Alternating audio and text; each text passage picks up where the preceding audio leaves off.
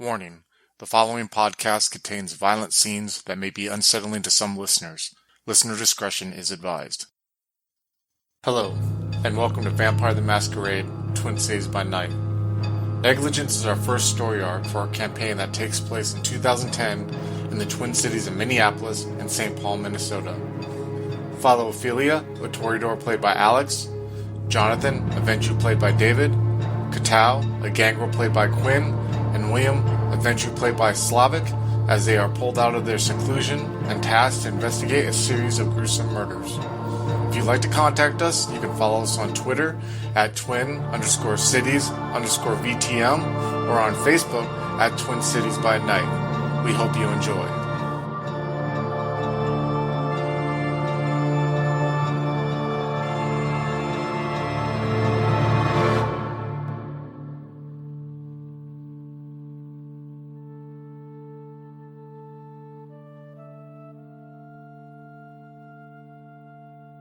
You go back to your haven. What are you doing at your haven, sir? Just quick change into a cheap suit, my standard for doing this kind of work. So you put on this navy blue suit that kind of has, like, the elbows are a little bit worn out. Probably going to be darker. Darker? Like a dark gray suit. No, I wouldn't say, like, worn out. It definitely, dry cleaned and whatnot, but it's not a rich person's suit. Like an FBI agent that can't afford a nice suit. By the way, as you're walking in, you hear a beep from your laptop that's sitting on your desk there that you have. I'll take a quick look at it. You see a message pop up, say, available to talk in a couple days? ? Is this from Yeah. Johnson? Yeah, it's from Johnson. You can think on it. You just see that popped up. Yeah, I'll let him think about it. Okay, cool. And Which police department are you heading over to, the Minneapolis or the St. Paul one? the murders took place by the Hathorne. No, that's where we just went to. Yeah, you're not quite sure where the murders took place at, but... I should have had something, the region that the murders took place in. Yeah, you're right.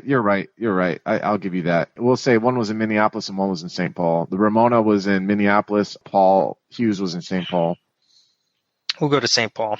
You're driving to the St. Paul Police Department. You arrive. It's a Friday night. St. Paul, like I said, is kind of the more ran down of the two cities. It has more of the Gothic architecture.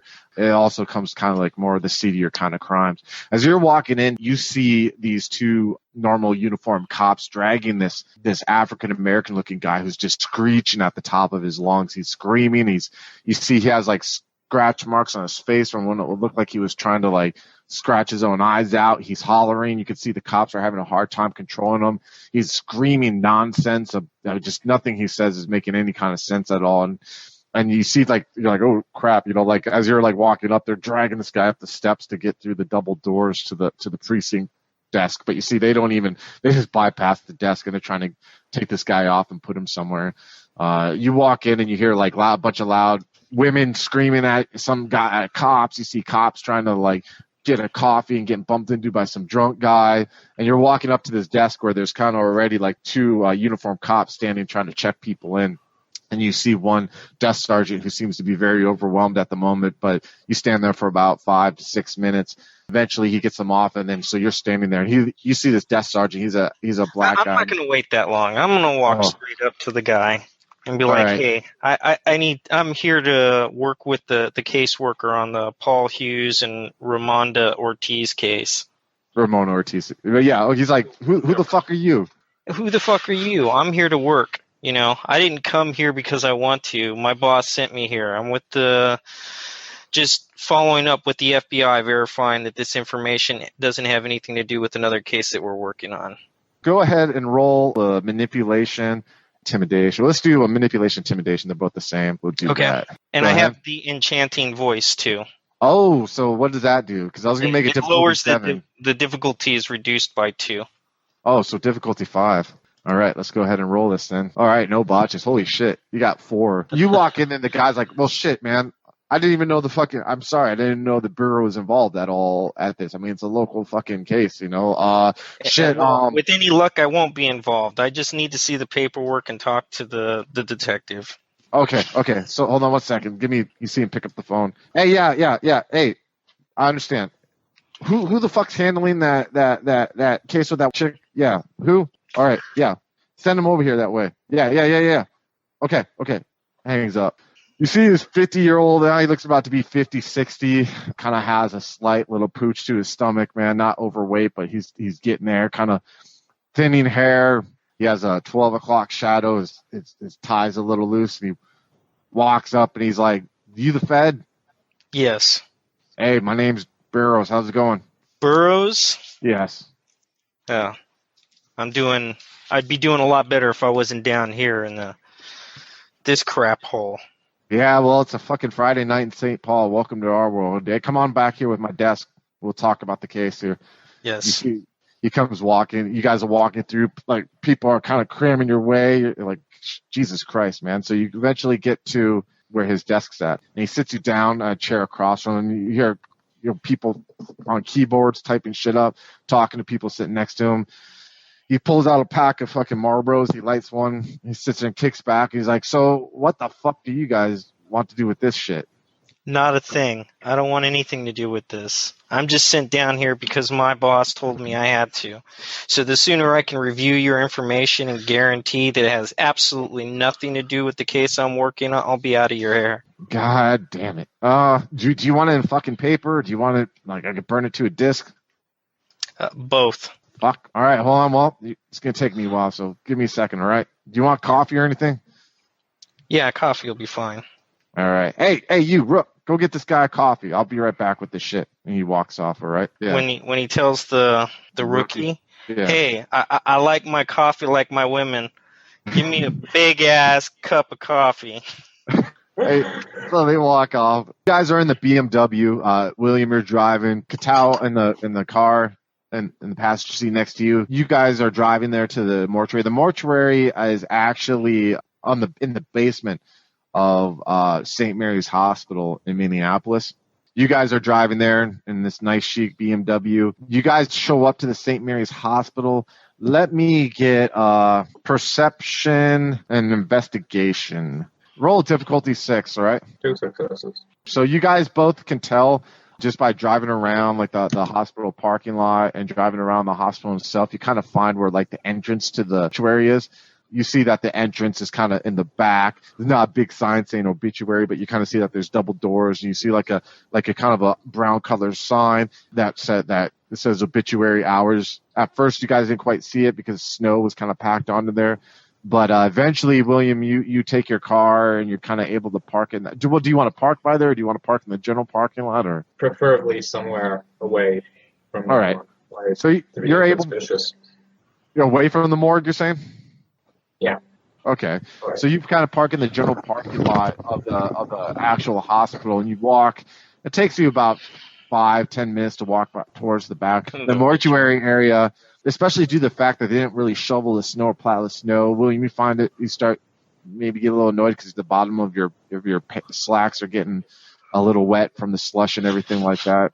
But you eventually make it back to the double doors of the mortuary.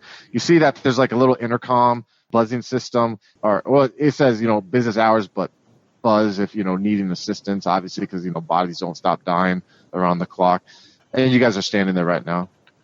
I don't want to do this. Well, we could say that we're his relatives or his friends. If we say we're his relatives, they might have already been here. But if we say we're his friends, they might not let us in. Let's get an intelligence and law roll from both of you guys. Difficulty 6. 3 successes. You have successes, but our lovely Gangrel does not. So you realize that using the friend's excuse is going to let you look at the body. Family may, if you say that you need to identify the body, but it really depends on how you play it and what body. But using the friend's excuse isn't going to help. So, what are we going to say? Or are there any other entrances, or is it just this one? From the outside, you can tell this is just the entrance in here. Okay. We wouldn't have very too many windows because it gets pretty cold, so they want to get the snow in. You see also kind of like from the double doors, you see underneath there's like a light, so you can tell that the lights are on inside, whatever is behind the doors. How about this? We say you are some relative of someone else, And so like you were brought in, and so then we like sort of like you do your thing, and we go off and check out the bodies we came here for, and I'm your friend or something. Okay, I'll throw on my German accent. All right, and you ring the doorbell. The buzzer. Yeah, and I'll tell him I'm his cousin from Germany. You know, some. You ring the buzzer and you see you hear his voice come. You hear a voice come across.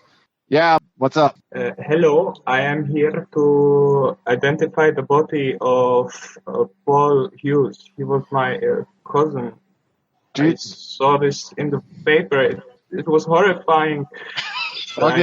Hey, buddy. I can barely hear you. Hold on, I'll be right there. Give me a second. You hear the click of the intercom go off. You sit there for like a minute, then you the doors. I turn to Keitel and think fast. The doors open up and you see like this guy. He's got to be about 60, 70 years old. He just looks like a miserable fuck. He kind of balding on top of a couple liver spots. You know what I mean? He's standing there in blue hospital smocks. What the fuck were you rambling about there? I couldn't with your accent and your shit. What the fuck? What were you saying? You know, I keep, I sort of start shivering. Obviously, I don't. Jesus Christ, get your ass in here. It's fucking cold out here. Get in here. Thanks, man. And as you guys come in, he quits holding the door to the side, and it kind of closes and latches. You know, it's one of those double doors where you got to push the thing in the middle to open them up. Mm-hmm. So what's going on here? And you just see a long hallway behind him with like these fluorescent, the fluorescent lights that go down there, are going down the top of the ceiling. They're flickering, so they're kind of a little dark. Tiles of the actual hallway are like the hot OD hospital green, like white green. The walls kind of have a lime color, and he's just like looking at you like, okay, so. You said something. Your family member you need to identify. Yes, and then I look him in the eye and I just say sleep. Our first discipline in the game, dude. Let me get my book out. Manipulation plus intimidation. Difficulty is permanent willpower. I'd say probably like 5. What the shit? Oh my god! You're lucky it's not a botch, though. You're lucky it's not a botch because he's like, excuse me. Forgive my friend. He's Yesterday I was sleeping normally, just trying to play it off. You can see he's just like, I got a Chinese guy and I got a German guy here. It's like a bad joke. He's like, okay, wait. So what body are you here to identify? Why aren't the cops here with you? Usually the detectives come when you identify a body. What's going on here? I was here to identify the body of Paul Hughes. I saw him in the newspaper. He was my distant cousin. Just come back here to my office real quick. Let's look up his name here real quick. Okay. Lead on. So he leads you guys down like the hallway, which turns to the right, and then you see there's like another set of double doors about like 20 yards down, but there's doors on each side of the hallway that look like office doors, and he goes in the first right one. The light's on. You hear like the radio in the background playing like some depressing country western old music. He has a stereo. There's stacks of papers everywhere. There's a little light that like with a little pull string, and you see like filing cabinets. There's like 2 chairs, and he like kind of taking paperwork off the 2 chairs. Like, here, have a seat, and sits at his desk. He's like, so Paul Hughes, and you see him like he's at the keyboard. And he's typing with like his 2 fingers, and he's like, God, fucking son of a bitch, motherfucker. And he's like backspace, and he's sitting there trying to like type the shit out. Paul Hughes. Yeah. Okay, let's see here. No family has identified him. Unable to find next of kin. Fucking, so you're his what? His fucking cousin from Germany? Yes, distant cousin. Distant cousin. What the? And who the fuck are you? And he points to like gestures towards Gatal. What's your fucking? This is my boyfriend. Oh my! You kind of just sees like, oh. Got a problem with that? Yeah. So, yeah, and you see, he just gets like really uncomfortable. You know what I mean? He's like, so how this works is, first I need to get your name. I need to see a form of ID, and then we're gonna go and I'm gonna take you in there. I'm gonna show you. It can't be your friend here. It just has to be you. I can take you back there. I can show you. You identify, and we just show you the face, so don't worry. And then that's all that will be required. Is that good with you? I'm not sure. I'm just very shocked. Do you have any hot beverages? Yeah, I guess I got. I got fucking. What do you want? I got water and like 5-hour-old coffee. Do you have some tea, perhaps? Agency kind of closes his eyes. He's like, no, we don't have tea here. Water and coffee. Which one do you want? Coffee, please. All right. And he gets up and he's like, gets out and walks out. Okay. Time to rummage through the files, I guess. All right. So let's do I'll keep watch. So we are going to have you do a perception and investigation difficulty 7. What are you doing, Katao? I think I want to help him go through this. Well, keep making sure to keep one eye out for the door to make sure the guy doesn't come back. So we're going to have you, since you're going to try to keep one eye to the door and investigate. Yours is going to be a perception investigation difficulty 8. All right, 3 successes.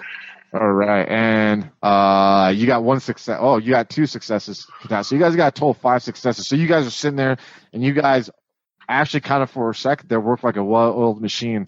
And the fact that as Susie steps out, you're going through the stacks by his desk. William, you're on his laptop trying to look, find out, since he already has the screen open, where his files are. You see that it says in the filing cabinet there. You're digging through the filing cabinet, and then while he seems right away to find Paul Hughes's, you can tell, like, man, let me look up Ramona Ortiz's here. So you're like, type up her name real quick there, figure it out. You go and you find out where her files are. You grab it from the filing cabinet. You even have enough time to sit there and switch it back to Paul Hughes's database entry on the system. Sit back at the desk. Where are you guys going to put the files when you find them so he doesn't see? I guess we'll just take them with us, won't we?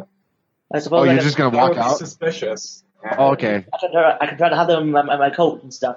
Okay. Are you guys going to leave the office? You're leaving the morgue, or are you going to stay there for when he comes back, or no? I vote leave. Yeah. You guys start leaving, walking down the hallway here. Hey! You want your damn coffee or what? I'm sorry, my partner. He's too overcome by emotion. We have to leave. And you just see him like he's standing there. I sort of put my face in my hands. Yeah, he has this complete look of like confusion of what's going on, standing there as you guys walk out. All right, so Mr. Chase, you're sitting there with this coffee. Eventually, the detective comes back, hands you about 2 thick folders like this, and he has a CD that is in a jewel case that he kind of, here you go, and he kind of hands it to you. It's all like rubber banded together. Yeah, we're doing this as a joint investigation with MPD here, and, SPD. And we're just we're working together actually kind of on this one here. But this is all of our files we have for it. All right, give me your card. Yeah. Here you go. And he kind of pulls it out. Hey, your card too? No, if I need you, I'll get a hold of you. He just kind of looks at it. He's like, this motherfucker, man, He's like, all right, is there anything else you need from me? I got an obvious investigation going on here. No, just remember my name. Halen. Paul Halen. Paul Halen. All right. Yeah, I'll write. He writes it down on a little stick-it note and just kind of slaps it with a million other ones on his desk. All right. Well, I'll talk to you later if I see you later. Bye. I'm going to put a half-empty cup of coffee on his desk and walk out. Then I'll head back to Juno. Juno? All right. You're heading back to Juno. Where are you two headed back to? Juno, I take it? Yeah. That sounds right. Sounds good. What about you, Miss Juno? Yeah, I'll head back too. I don't want to go to the apartments just yet. You all get back around 12. So you guys arrive at roughly 12:15 in the morning, Saturday, November 10th. Or no, not November 10th, November 9th, I think. Yeah. I said it was. Or the next day, November 9th. And you arrive to Juno. You see that Miss Juno is there with it open and everything. And you guys all start coming in. You guys notice that Jonathan Chase is dressed kind of like in a darker, more of a not like businessman, but more of a blue collar. You know what I mean? Yeah, the one suit he has, the blue collar guy with one suit in the closet. Yeah, No, exactly. I have like 5 suits in the closet, all varying shades of the exact same suit. Come on. All right, so the scene is on you guys. I'm gonna walk in and throw the files onto the table because I didn't even bother to open them up and look at them in the precinct because Yeah. I was playing that I don't give a shit about this really. I'm going through the motions. What table would you guys be using in there, Juno? Is there like a combo, like a table for like special events or anything like that, or? There's a couple of long, big tables, kind of 12-seaters, I guess, family affairs. Yeah, we can sit at one of those. I'm going to look at the 2 guys and say, so you went to the morgue, right? Can't you smell? Yep. Yeah, okay. I'm sitting opposite. I'm sitting as far away from them at the table as I can. Don't Kind have that much of a smell to them. It's more like hospital, just it's stronger. It doesn't really linger. So while we were riding in the car, I probably gave all the files to Kai Tao to read while I was driving. What'd you guys find? I got a copy of the police records on the 2 murders. We got the morgue reports. I've got the apartment of Ramona, so someone can check that out. Still can't understand why we are doing this. This is ghoul work. I like the challenge. I just don't want to see any corpses again. When you work in a restaurant where you deal with nothing but animal corpses, really. What are you, some kind of hippie? Who, me? Well, dead animal corpses scare you or something? I need you to roll we need you to roll a conscience roll, difficulty 8, because with your high humanity and stealing, which could probably get that older man in trouble with his bosses here, okay?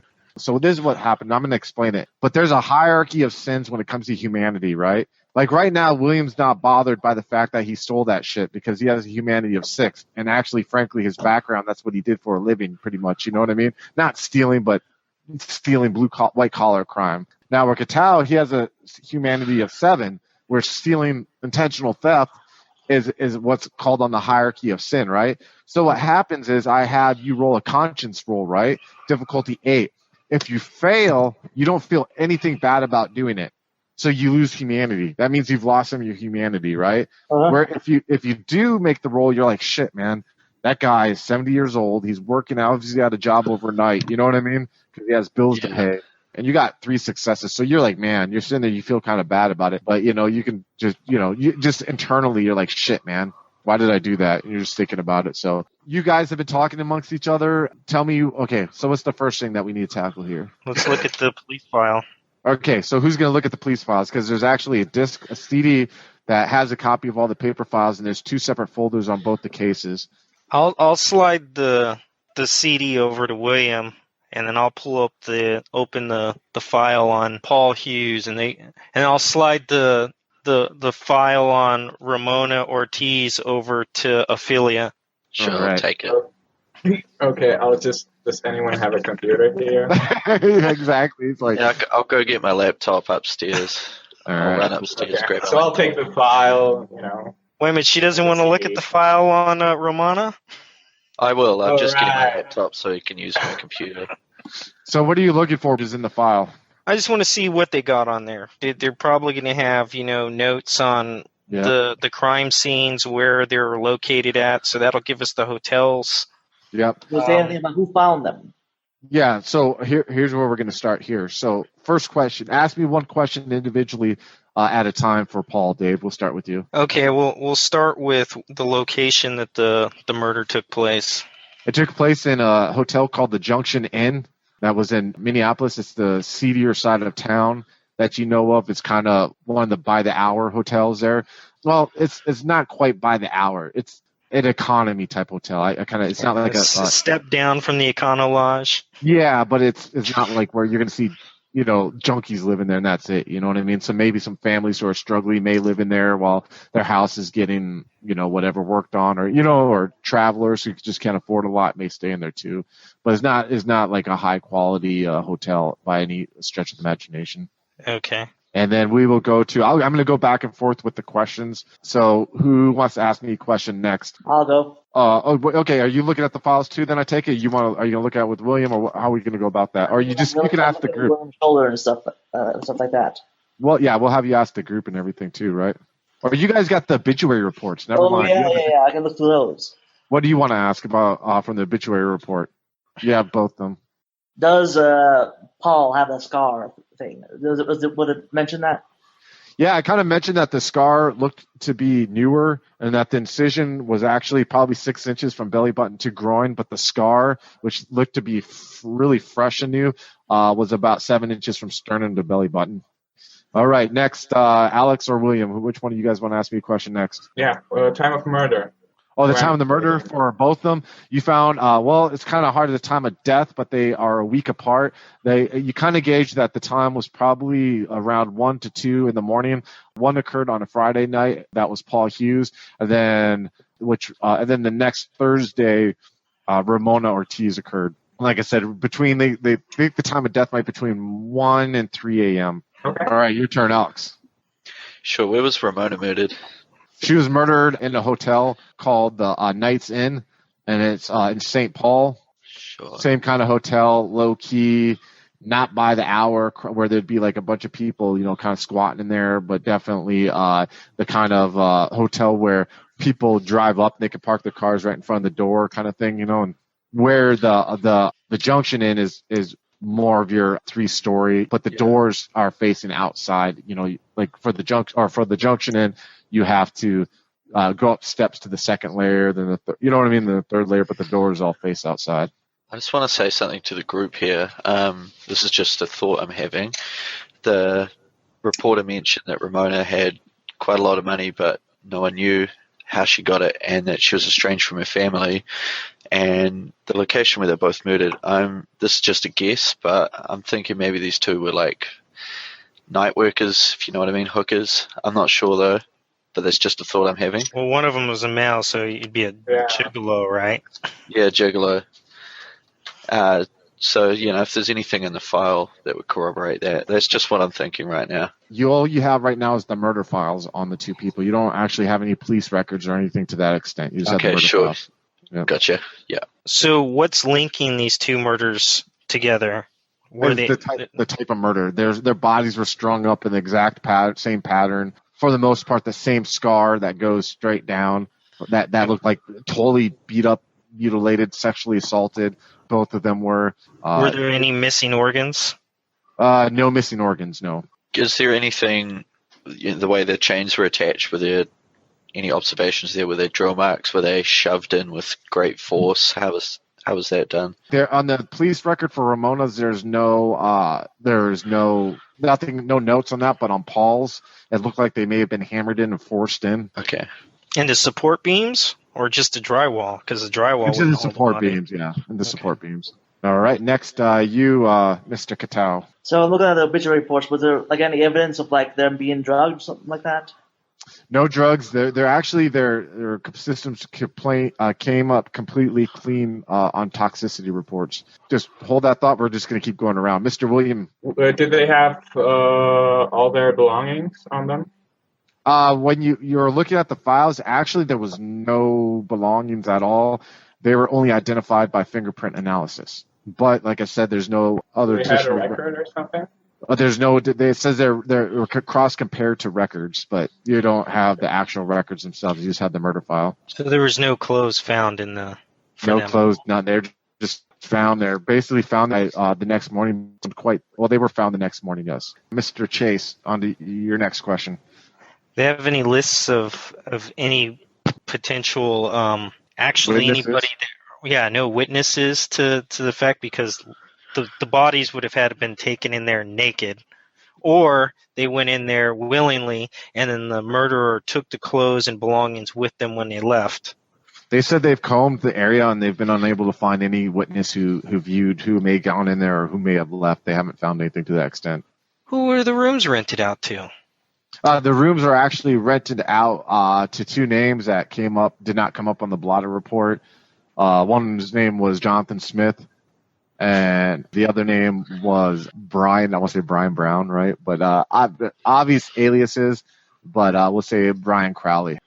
And I assume they paid cash. There's no credit card associated with the rooms. Yep, cash was paid. On to you, Mr. Katao. So does it say in the report how much of the damage was done to them when they were still alive versus how much was done to them after they were dead? I believe that the majority of the damage was done before they died. There was very dramatic sexual molestation damage done to both their orifices. Use your imagination, but it was very ravagely done. Also, there was extreme trauma to them. And when I say extreme, like I said, when John Chase looked at the original picture of Ramona and saw that it was almost hard to distinguish her race, her and Paul's race, because of the bruising that occurred. He's being 100% honest there. That's what happened. You're looking at these photos, which, by the way, are completely color now, and they're really more disturbing to view. But you can see where just their eyes were swollen, their lips were busted and swollen up, and it's even harder for you to look at them and identify them from like the picture that you saw in the newspaper earlier. I'm gonna slide the pictures over to William. I'm like, William, let's do some profiling here. If you were a sadist, what would be your motivation for doing these things? I mean, if I were a sadist, my motivation would be sadism. But is there anything that links them together? Like, do they have anything in common in the reports? Nothing. No, none that links them together. I mean, you actually looked at where they lived. There's an address for one who resided, like I said, in the Ellsworth Towers, and there's another one. Paul, he resided in an apartment complex in kind of the seedier side of St. Paul. I want you to roll perception and investigation difficulty 6. All right, and so you got one success. One success, yeah. You're looking through there, and you're just kind of, getting in the zone, and you see, wait a second, you see an area where it says distinguished body marks, and then you see where it says distinguished body marks, and you see what I'm about to show you right now, so give me a second here. You see that is tattooed on their backs, in the middle of both their backs, like between their almost their wing bones, you know what I mean, on their spine. Uh-huh. It's a tattoo? Yeah, it's How tattoo. big is it? I'd say it's about 4 inches by 3 inches, or excuse me, 5 by 3. Not too noticeable, but that's only on the autopsy report, by the way. Can I use do an occult check to see if I recognize it at all? Yeah, I'll let you do that. What's your It's only one. intelligence, and what's your intelligence and occult together? Intelligence 3, occult 1, 4. All right, so I'll say difficulty 9. Oh wow, you got a success, man. You're looking at it and you're staring at it, like, man, I have seen this somewhere. And you recognize kind of part of it, and you're thinking back on your studies, and you remember when you were kind of going over Hebrew Kabbalism a little bit, you kind of realize that symbol, you're like, I swear, I think that was like Lilith, if I'm not mistaken, like that's a symbol for Lilith there. Part of it, but that's all you can really make out from it. But you just don't. But you just remember that vaguely from a class you took on, the creation of man, and how kind of in some Kabbalist Hebrew traditions that they believe that Eve wasn't the first female, that actually Lilith probably was the first female, and then you guys are all kind of familiar, obviously, with Lilith because of things like the Lilith Fair and the whole '90s proto-feminism kind of thing going on, So I'll communicate what I observed to everyone. Yeah. Okay. I think this is a symbol of Lilith. Lilith is a common thing that people know. They just don't know the vampire connotation to it. But I mean, anyone who's studied like Hebrew lore or whatever could Google Lilith and find out that, like, you know what I mean, the story, how some believe that she's the first wife of Adam and everything. So I'm thinking and right this now. symbol was on both of them, right? There wasn't a different symbol on the male. Nope, they're on both of them, that symbol. And when he said Lilith, I want to stress the fact that part of it he recognizes as a symbol of Lilith. He's not sure if the whole thing is not, you know what I'm saying? He's like, it reminds, you know what I mean? The certain aspect, the top part more so, Well, we got a cult thing going on. Or something. So The only cult I know is Blue Oyster Cult. Sorry. So you guys have addresses, you have details, you have all that stuff. Does anyone else have any kind of questions? I'm gonna peruse through the all of the folders one more time and just use my perception and investigation to see if there's anything that I'm overlooking before I just throw it to the side.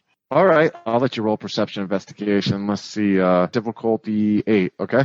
Okay. Oh, yeah, nothing sticks out. You didn't see anything new in there. So, hey, I got a question.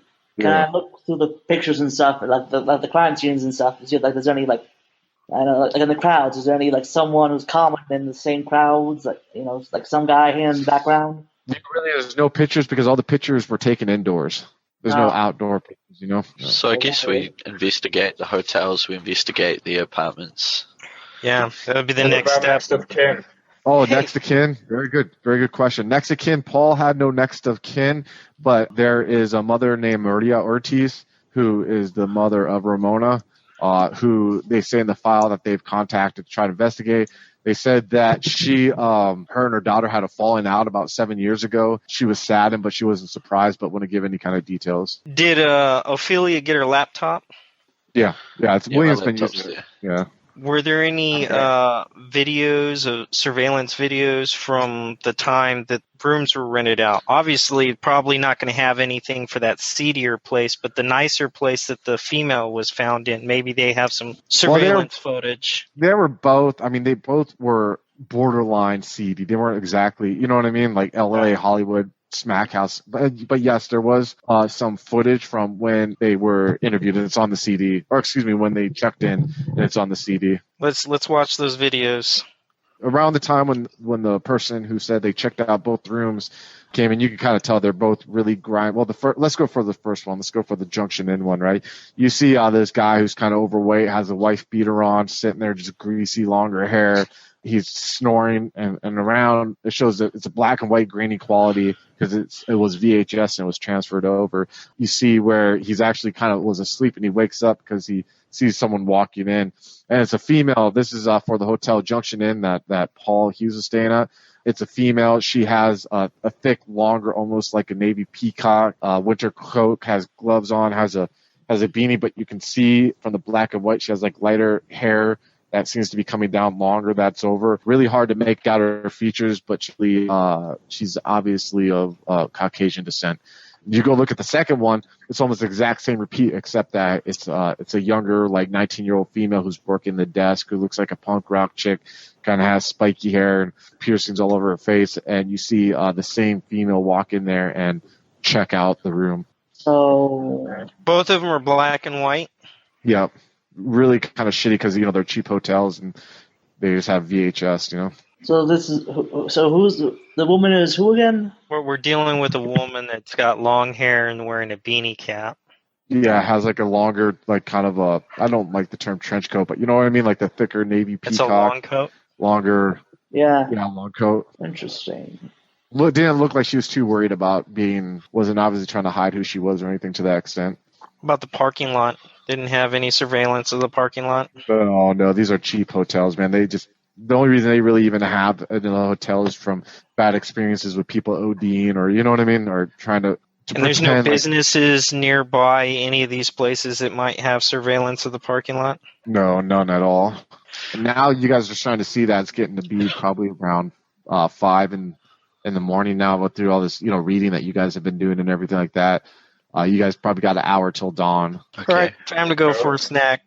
Catch you guys later. Hey, William, let your sire know it's all good and we took care of this. Awesome. Good work, everybody.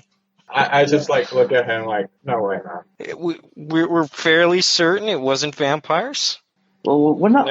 But we can't have the attention here, so we actually have to solve this for the mortals. I'm still troubled by the tattoo religious motivation at the moment because I obviously don't know the association with Lilith yet. Yeah. Yeah, my mind's religious. Cult something. Either they were part of a cult, something is going on with that.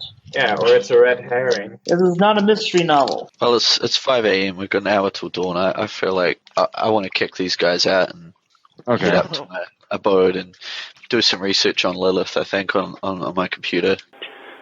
Hello, folks.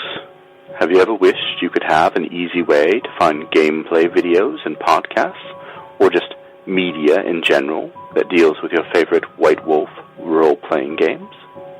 Or have you ever wished you could find a forum to share gameplay that you have recorded, one which wouldn't be drowned out by random posts and discussion, so that your media could get the attention you want?